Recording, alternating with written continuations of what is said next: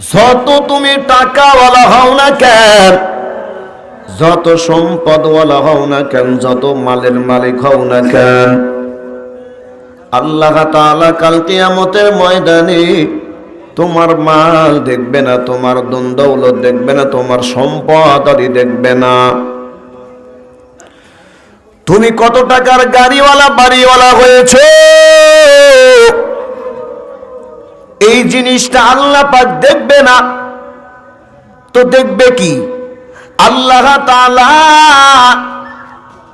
নবীকে আগে জানায় দিয়েছেন, বন্ধু আমার আপনি আপনার উম্মতদেরকে ভালোভাবে জানায় দেন, স্পষ্ট করে জানায় দেন, ওই সকল বান্দা আমি ডান হাতে আমলনামা দেব, যারা আমার আশিক বান্দা হয়ে যাবে ওই বান্দাদের ডান হাতে আমি আমলনামা দেব, তবে হাত দেখে দেব না, সুরত দেখে আমি